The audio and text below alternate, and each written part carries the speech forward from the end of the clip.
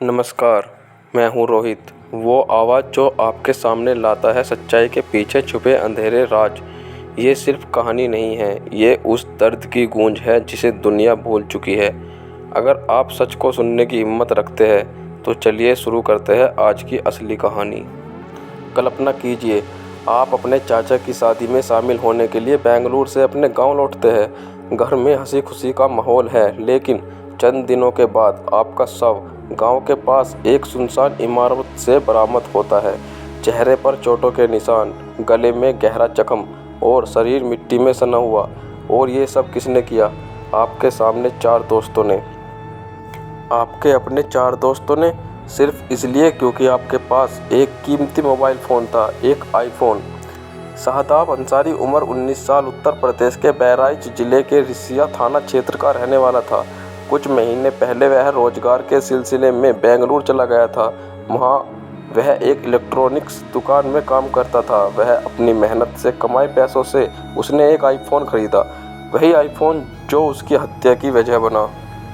शादाब को अपने चाचा की शादी में शामिल होने के लिए गांव लौटना पड़ा। गांव आने पर वह बहुत खुश था। परिवार, रिश्तेदार, दोस्त सबके साथ समय बिता रहा था। शादाब सोशल मीडिया का शौकीन था। वह इंस्टाग्राम पर रील बनाता था, स्टेटस डालता था और अपने आईफोन को गर्व से दिखाता था। गांव में बहुत से लोगों के पास ऐसा महंगा फ़ोन नहीं था और शादाब का फ़ोन लोगों के बीच जलन और आकर्षण पैदा करता था।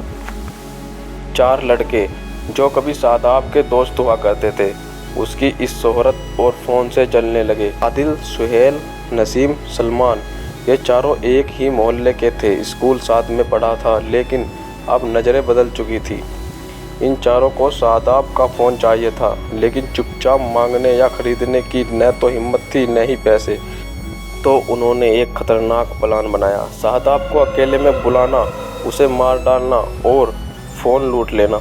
14 जून की रात को चोरों ने शादाब को कॉल किया, बहाना बनाया कि एक खास वीडियो शूट करना है और उसकी मदद चाहिए।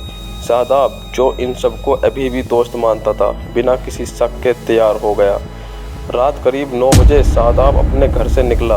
उसके परिवार वालों ने सोचा कि वह चाचा के किसी काम से निकला है, लेकिन असल में वो अपनी मौत की तरफ जा रहा था। चारों लड़कों ने उसे गांव के बाहर एक सुनसान और अंधेरी बनी इमारत के पास बुलाया। वहाँ अंधेरा था, कोई नहीं था। चारों ने पहले उसे हंसी मजाक किया, फिर बहस छेड़ी और अचानक बात हाथापाई में बदल गई। कैसा था वो हत्या का खौफनाक मंजर?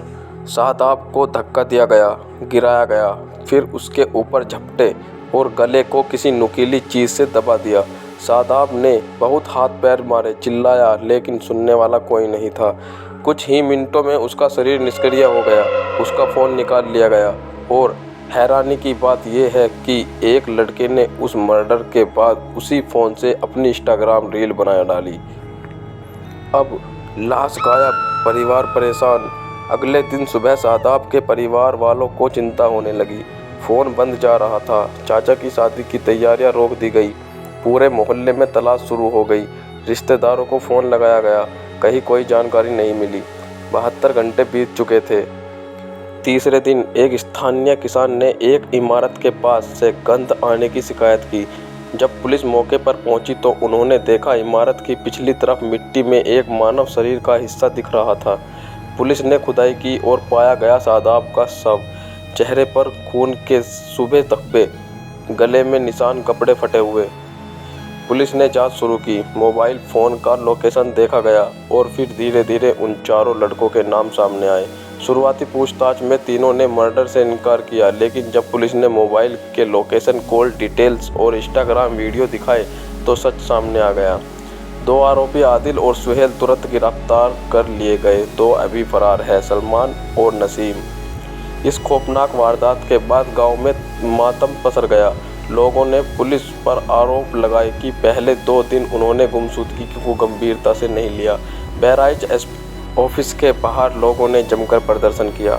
हमें न्याय चाहिए, शादाब को इंसाफ दो, ये नारे लगे। शादाब की मां बेसुध है। पिता अपने बेटे के कपड़े को गले लगाकर रोते रहे।